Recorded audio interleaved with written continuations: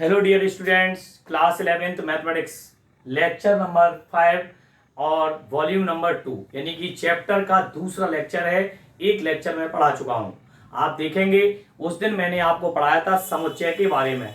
समुच्चय क्या है आप जानते हैं। समुच्चय सुपरिभाषित वस्तुओं का एक संग्रह होता है या समूह होता है, ठीक है ना। सुपरिभाषित वस्तुओं के संग्रह को ही हम समुच्चय कहते हैं। जैसे मैंने बताया था अंग्रेजी वर्णमाला के स्वरों का अक्षरों का समुच्चय। तो ए ई आई ओ यू ये निश्चित हैं जिनको गिना जा सकता है और उनके गुणधर्म को भी प्रदर्शित करता है।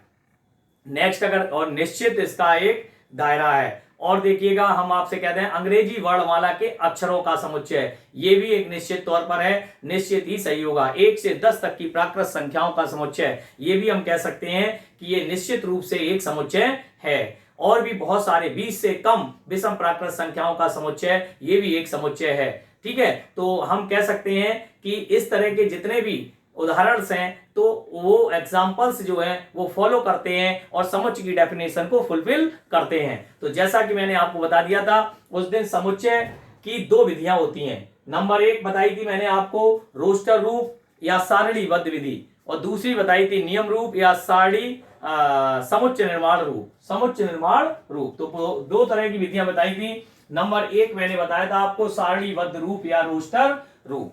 आप ध्यान से समझेंगे, इस विधि में समुच्चय के सभी अवयवों को एक मझले कोष्ठक के अंदर, मझला कोष्ठक सब लोग जानते ही हैं कैसा होता है मझला कोष्ठक। ये देखिए ये मझला कोष्ठक है। ये इस तरह के मझला कोष्ठक बनेगा, सब लोग बनाना सीख लें। इस विधि में समुच्चय के सभी अवयवों को एक मझले कोष्ठक के अंदर लिखते हैं और प्रत्येक 2 अवयवों के मध्य में एक अल्प विराम कॉमा लगाते हैं। क्या लगाते हैं? अर्ध विराम, सॉरी, ठीक है। तो यहां पर हम एक कॉमा लगा करके अवयवों को लिखते हैं। जैसे ए लिखा, एक के बाद कॉमा लगा दिया, तो 2 अवयवों के मध्य में एक कॉमा लगाते हैं। एवं किसी भी अवयव की इस विधि में पुनरावृत्ति नहीं होती है। अर्थात इसका मतलब यह हुआ किसी भी अवयव की वापसी नहीं होती है, दोबारा वो अवयव नहीं आता, चाहे वो अक्षर में कितने भी बार आ रहा हो, लेकिन किसी भी अवयव की पुनरावृत्ति नहीं होती है। समझ में आ गई? इस विधि में अवयवों को मझले कोष्ठक के अंदर प्रत्येक 2 अवयवों के मध्य में एक कॉमा लगाकर हम क्या करते हैं? लिखते हैं। और किसी भी अवयव की पुनरावृत्ति नहीं होनी चाहिए, बस यही रोस्टर रूप कहलाता। वेरी इजी मेथड है, कोई ऐसा बहुत बड़ी बात नहीं है। जैसे हम बात करेंगे कैलकुलस, तो कैलकुलस के अक्षरों की अगर हम बात कर लें तो यहां पर देखेंगे कैलकुलस के अक्षरों को जब हम लिखेंगे तो यहां पर डैश लगा के हम लिख रहे हैं कैलकुलस। तो सी, मैंने आपसे क्या बोला? मझला कोष्ठक में कैलकुलस शब्द के अक्षरों को लिखना। सी ए एल, अब सी आ गया, दोबारा से यू और एस। देखो ध्यान से, कैलकुलस शब्द के अक्षरों का समुच्चय। तो सी एक बार आ गया, सी 2 बार आया था, यू 2 बार आया था, 1 बार आ गया, एल 2 बार आया था, 1 बार आ गया, ए आया था 1 बार और एस आया था 1 बार, यू आया था, लिख दिया, ठीक है। ये हो गया कैलकुलस शब्द के अक्षरों का समुच्चय। ये कहलाती है हमारी रोस्टर रूप विधि। क्या कहलाती है? रोस्टर रूप। अब आता मैथमेटिक्स, आप जो पढ़ रहे हैं उसी सब्जेक्ट का मैंने लिखा है, इसीलिए। तो आप देखिए मैथमेटिक्स में एम कई बार आया है, 2 बार एम, फिर क्या आएगा ए, फिर क्या आएगा टी, फिर क्या आएगा एच, मैथमेटिक्स ई भी आएगा और आई भी आएगा, सी भी आएगा और एस। Mathematics MEATHEICS। तो इनमें से एम कितने बार आया था? 2 बार। आप देख सकते हैं एम कितने बार आया? 2 बार। तो एम जब 2 बार आया है तो हम देख सकते हैं कि एम 2 बार आया तो हमने कितने बार लिखा? 1 बार। ए कितने बार आया? 2 बार। हमने कितने बार लिखा? 1 बार। टी कितने बार आया? 2 बार। हमने कितने बार लिखा? 1 बार। एच कितने बार आया? 1 बार। तो 1 बार ही लिखना था, है ना। आई 1 बार, सी 1 बार और एस 1 बार। तो ये मैथमेटिक्स शब्द के अक्षरों का समुच्चय। हमने लिखा अंग्रेजी वर्णमाला के, क्या लिखा? अंग्रेजी वर्णमाला के स्वरों। स्वर जानते हो क्या होते हैं? स्वर ए ई आई ओ यू। आप गौर से देखते चले, वेरी इजी, कहीं कोई दिक्कत की बात है ही नहीं। मझला कोष्ठक बनाया और अंग्रेजी वर्णमाला के कितने वॉवेल होते हैं, ए ई आई ओ यू, उनको हमने मझले कोष्ठक के अंदर लिख दिया। ठीक है, इसके बाद राजस्थान, क्या लिखा हुआ है, राजस्थान शब्द के अक्षरों का समुच्चय। तो राजस्थान में जो जितने बार आ रहा है एक बार लिखना है, R A J S T H, है ना, और ए होगा राजस्थान, और क्या आएगा, एन। आप देखिए मैंने यहां पर पूरा लिख दिया है, जो भी चीजें थी वो मैंने आपकी लिख दी हैं। आर ए जे एस, ए 2 बार आया था, ए 3 बार आया था, तो मैंने कितने बार लिखा, 1 बार। आर लिख दिया, जे लिख दिया, ए लिख दिया, एस लिख दिया, टी लिख दिया, एच लिख दिया और एन लिख दिया। तो राजस्थान शब्द के अक्षरों का समुच्चय। आप देख सकते हैं किसी भी अवयव की पुनरावृत्ति नहीं हो रही है, किसी भी अवयव की पुनरावृत्ति नहीं हो रही है। इसीलिए इस विधि का नाम है रोस्टर विधि। क्या नाम है, रोस्टर विधि। उसे रोस्टर क्रम में लगाते जाओ। हाँ, एक और खास बात होती है, मैं आपको बता दूं, इस विधि में मैं लिख दे रहा हूं, नोट है ये, इस विधि में क्रम का कोई महत्व नहीं है, क्रम का कोई महत्व नहीं है, इंपॉर्टेंस नहीं है। लगा दोगे तो बहुत बढ़िया बात है, लेकिन इस विधि में जैसे ए ई आई, आपने ए पहले लिख दिया कि आई पहले लिख दिया कि यू पहले लिख दिया, इसका कोई मीन्स नहीं है। इस विधि में क्रम का कोई महत्व नहीं है। लगा दोगे तो बहुत अच्छी बात है, लेकिन नहीं लगाओगे तो भी काम चल जाएगा, वेरी इजी। ठीक है ना। अब हम बात करेंगे, ये विधि सबके समझ में आ गई, बोलो भाई। मैंने आपको बहुत सारे उदाहरण दिए हैं और उदाहरण भी हैं, अभी एक्सरसाइज स्टार्ट होगी फिर उसमें देंगे, तो आप ध्यान से देखते चलें। इसके बाद आती है नियम रूप। नियम रूप को ध्यान से समझना, ये थोड़ा सा टफ है, ज्यादा टफ तो नहीं है। नियम रूप या समुच्च निर्माण रूप, इसमें हम निर्माण करते हैं, और निर्माण करने में क्या करते हैं, इस विधि में सबसे बड़ी बात, ये विधि की कब जाती है, जैसे अवयव बहुत सारे अवयव हो, जिनमें इतने सारे अवयव हो जिन्हें लिखा ही ना जा सके, तब हम नियम विधि का प्रयोग करते हैं। तो इस विधि में सभी अवयवों को एक स्वेच्छ चर, अब स्वेच्छ चर कौन कौन से हो सकते हैं, एक्स हो सकता है, वाई हो सकता है, जेड हो सकता है ना, कुछ भी हो सकता है, पी हो सकता है, क्यू हो सकता है, कुछ भी स्वेच्छ चर ले सकते हैं, वो कोई इशू नहीं है। हमने एक्स लिया है, आप वाई ले सकते हो, जेड ले सकते हो, पी ले सकते हो, क्यू ले सकते हो। इस विधि में सभी अवयवों को एक स्वेच्छ चर द्वारा प्रदर्शित करते हैं। किसके द्वारा, एक स्वेच्छ चर द्वारा प्रदर्शित करते हैं। स्वेच्छ चर एक्स को मझले कोष्ठक के में, एक्स यानी कि जो स्वेच्छ चर है उसको मझले कोष्ठक में, किसमें, मझले कोष्ठक में लिखने के बाद, मझले कोष्ठक में लिख दिया एक्स, और उसमें लिखने के बाद प्रतीक, ये कोलन का चिन्ह है, या हम पढ़ते हैं सच दैट। क्या पढ़ते हैं, सच दैट। हमारे पास जगह कम है थोड़ी सी, नहीं तो मैं लिख देता वहीं पे। तो ये सच दैट का चिन्ह भी ऐसा ही होता है, एक ही बात है, जो कि, ठीक है, जो कि इस तरह से है, प्रतीक सच दैट, कोलन पढ़ते हैं इसको, क्या पढ़ते हैं, या ये स्लैश लगा दिया, इस तरीके से थोड़ा सा स्लैश लगा दें तो भी चलेगा, कोलन की जगह अगर ऐसा लिख दोगे तो भी चलेगा। तो लिखने के बाद कोलन का प्रयोग करते हुए, किसका प्रयोग, मतलब एक्स सच दैट एक्स लिख दिया, इसके बाद में प्रयोग करते हुए सभी अवयवों के, ये मेन बात है, क्या मेन बात है, सर्वनिष्ठ गुणधर्म को, उसकी एक कॉमन प्रॉपर्टी, सभी अवयवों की एक कॉमन प्रॉपर्टी को लिखकर कोष्ठक में बंद कर देते हैं। ये बहुत ही मेनली बात है इस नियम रूप की, कि एक्स सच दैट एक्स लिखने के पश्चात उसके सर्वनिष्ठ गुणधर्म को लिखकर कोष्ठक में बंद कर देते हैं, अर्थात उसमें एक सर्वनिष्ठ गुणधर्म होना चाहिए। ऐसा नहीं है एक अवयव अलग कह रहा है, दूसरा अवयव अलग कह रहा है, जैसे हमने लिख दिया 2, फिर लिख दिया 3, फिर लिख दिया 4, फिर लिख दिया 5, तो 2 क्या है, सम संख्या है, 3 क्या है, विषम संख्या है, तो ऐसे नहीं चलेगा। या तो 2 4 6 8 10 लिखो, या 1 3 5 7 9 लिखो, तो या तो विषम होंगी या सम होंगी। कहने का मतलब इस तरह से होना चाहिए कि उनमें सभी संख्याओं में एक सर्वनिष्ठ गुणधर्म होना अति आवश्यक है। तो हम बात करेंगे का प्रयोग करते हुए सभी अवयवों के एक सर्वनिष्ठ गुणधर्म को लिखकर कोष्ठक में बंद कर देते हैं। तो सबसे पहले आप ये समझेंगे मैंने जो बात लिखी है वो कहां तक फॉलो कर रही है। ध्यान से समझें। नंबर 1, भारत के नागरिकों का समुच्चय। भारत के नागरिकों का समुच्चय एक बहुत बड़ा समुच्चय है। भारत में तो 130 करोड़ आबादी है, तो हम कह रहे हैं भारत के नागरिकों का समुच्चय। तो भारत के नागरिक का समुच्चय सच कैसे लिखेंगे? एक्स सच दैट एक्स, नियम रूप में x such that x, comma लगाना चाहो लगा देना, भारत का एक नागरिक है, ऐसे लिख सकते हो यार, भारत का नागरिक है। X such that x, Bharat का एक नागरिक है, ऐसे भी लिख सकते हो या भारत का नागरिक है।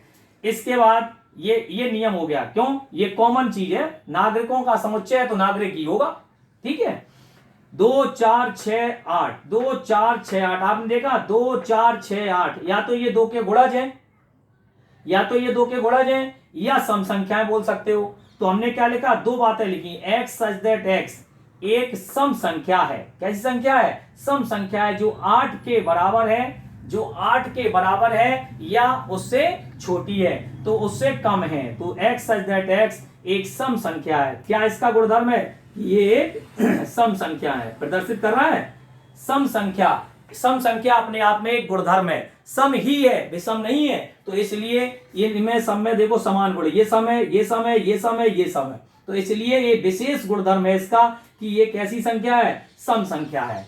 और जो कि 8 से कम या 8 या उससे कम है, 8 के बराबर या उससे कम है। तो हम लिख सकते हैं x is less than and equal 8, ऐसे भी लिख सकते हैं। X is less than and equal 8, ऐसे भी लिखा जा सकता है। या हमने कहा और एक्स सच दैट एक्स अंक, क्या लिखा हुआ है? अंक। ये समझ में नहीं आ रहा होगा, अंक लिखा है। अंक 2 का गुणक या गुणज, एक ही बात, अंक 2 का गुणज है तथा x is greater than and equal to, x is greater than and equal to less than and equal 8। बिल्कुल सही लिखा हुआ है, कोई समस्या की बात नहीं है। x is less than and equal to और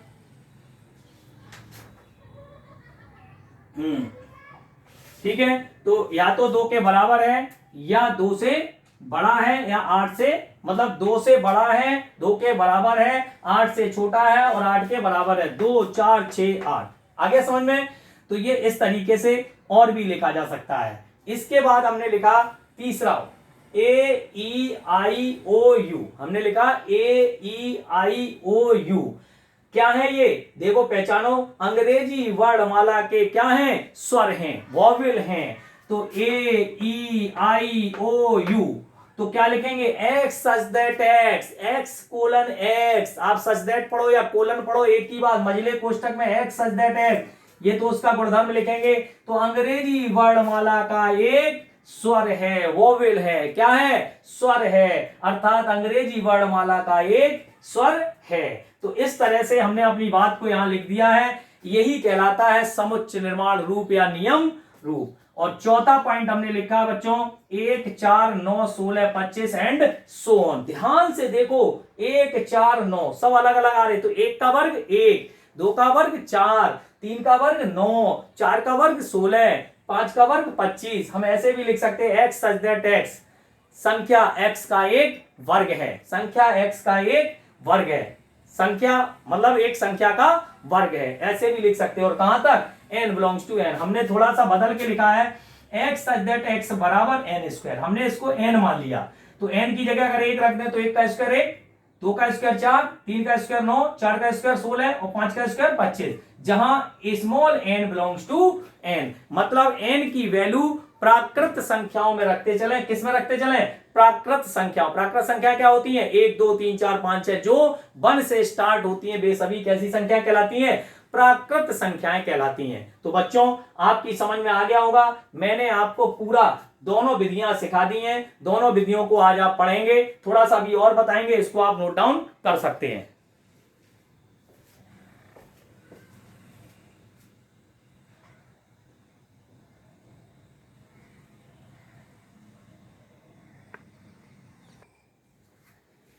बच्चों देखेंगे, वैसे तो मैं पढ़ा चुका हूं आपको, बेसिक में भी बता चुका हूं और चैप्टर में भी बता चुका हूं, फिर भी एक बार और समझेंगे क्योंकि ये बहुत महत्वपूर्ण चीज है। इसमें कुछ चीजें मैंने लिखी नहीं है जो मैं पहले ही आपको बता चुका हूं। बस 2 मिनट का काम हो रहा है, ध्यान से सुनेंगे।